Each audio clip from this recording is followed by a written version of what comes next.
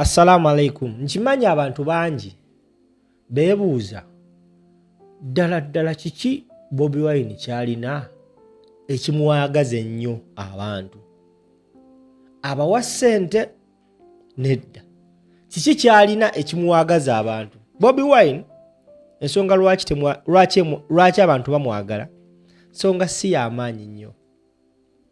Busonga butono nnyo kati nga kano. Omuyimbi amanyikiddwa nga Nandor kyemmanyi abasinga mumanyi. Oba oyinza okuba nga tomumanyi because abantu abasinga ebyo batwala bingi. Omuyimbi yayimba akayimba akagamba kinnawolovu. Ontamulira nga kinnawolovu. Yoyo golaba ku screen. Nandor just a few weeks ago yafiirwako taatawe. Taatawe amanya ge nga ye Sentamu John yamufaako. Era abayimbi abo abasobola bagenda ne bamubeererawo. Bambi taatawe olwamaze okufa Nandor kyeyasoose okukola ng'amaze okuzika taatawe yasalako n'enviiri n'akyuka. That is her new look now. Previously abadde alina dreads yazisazeeko. Yavuddeyo n'akola clip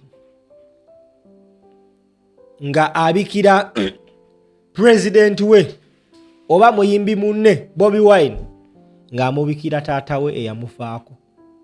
Era n'ategeeza nti taatawe abadde munnankyukakyuka nnyo. N'agamba abantu formation eno mugisharingire Bobi Wine. At the moment Bobi Wine is one of the most busy people because tawummula, alabika n'okweba kateebeka because alina okuba nga atambula district ku district ng'anoonya akalulu k'obwa president. Yeno clip Nandor gye yakoze njagala kulaga ensonga lwaki abantu baagala Bobi Wine nga tabawadde ssente. Ntwala omukisa guno mu kunyolwa okungi nga mbikira Mr. President Robert Kyagulanyi Ssentamu nga kubikira taata wange mugenzi kati Sentamu John abadde omusajja munankyukakyuka nnyo.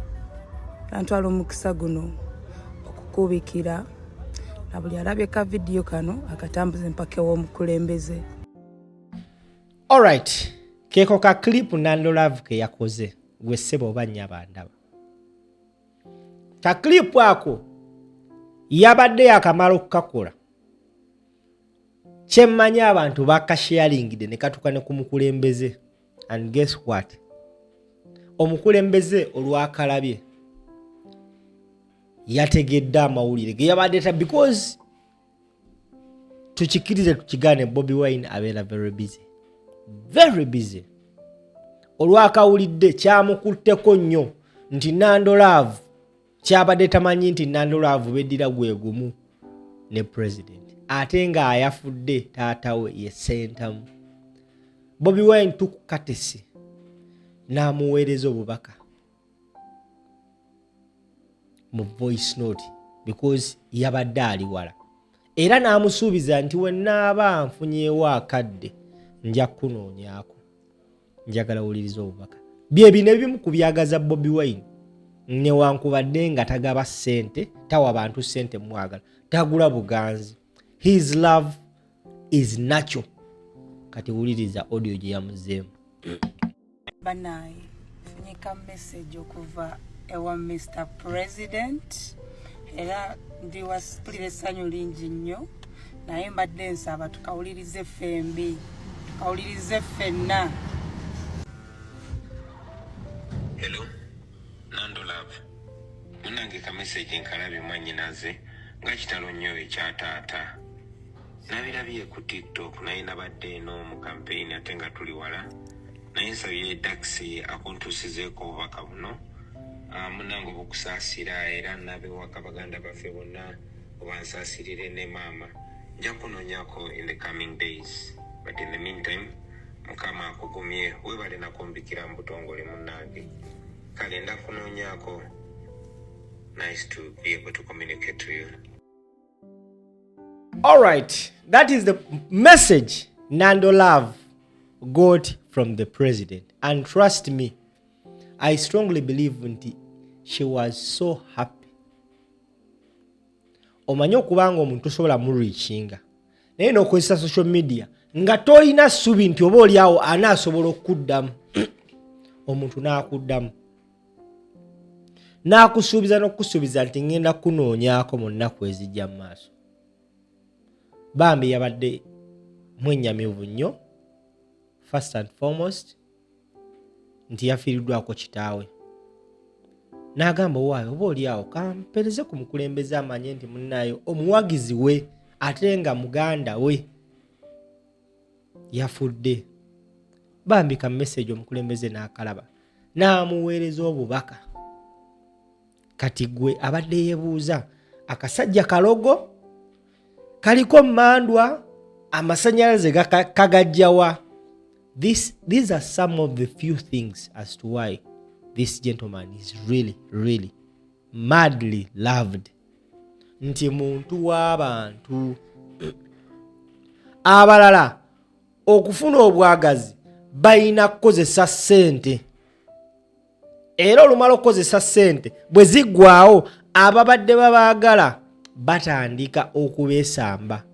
The likes of Brian White yakozesa ssente okugula obuganzi, aliwa.